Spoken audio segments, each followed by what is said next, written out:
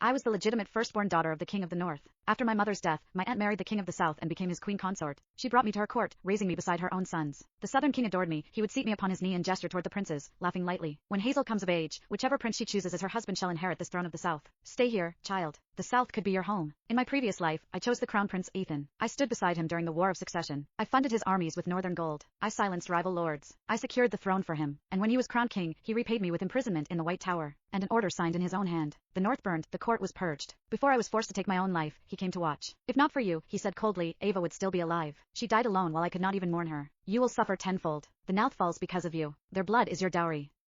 Then I died. When I opened my eyes again, I was seated once more in the great hall. The king was smiling. Hazel, today you will choose your husband. The princes stood before me. This time, I did not look at Ethan. I pointed instead to the queen's third son. I will marry Alexander. And this time, I would decide who burns. My aunt watched me carefully and nodded to a chamberlain, who stepped forward and placed a slender gold circlet in my hands, the king's token of choice. Hazel, she said gently, her voice carrying through the hall, give this to the man you wish to marry. The king laughed, warm and indulgent. Yes. Whomever Hazel favors, I shall grant her hand with my full blessing. Let the realm celebrate. The great hall was filled with princes, high lords of the council, noble matrons, and the daughters of the most powerful houses in the south. As a northern-born princess raised in the southern court, my marriage was more than a personal matter. Whoever claimed me would gain an alliance strong enough to tilt the balance of the crown itself.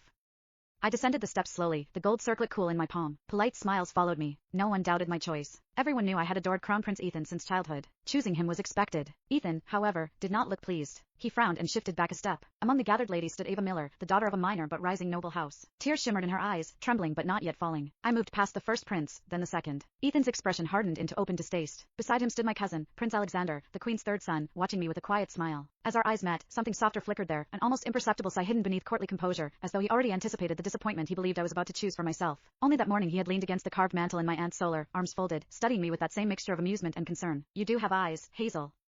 Must you always chase a man who barely looks at you? You could choose my brother instead. With your standing, why beg for indifference? He had laughed then, careless and warm. And yet, in my previous life, when I was condemned, it was Alexander who rode from the northern border without rest, driving his horses to collapse beneath him. He arrived too late. He knelt before my coffin for 3 days and 3 nights, refusing food, refusing sleep. I failed you, he had whispered hoarsely. I should have stopped this marriage, even if it meant defying the crown. I should have saved you. I blinked away the memory. Beside Alexander stood the second prince, composed and detached. His mother had once been the king's acknowledged mistress, and though he was raised within the palace, he understood the limits of his claim. He neither fought nor schemed. The throne was never truly within his reach. The hall held its breath as I lifted the circlet. I stepped toward the princes. Before I could place it in anyone's hands, Ethan suddenly strode forward and dropped to one knee.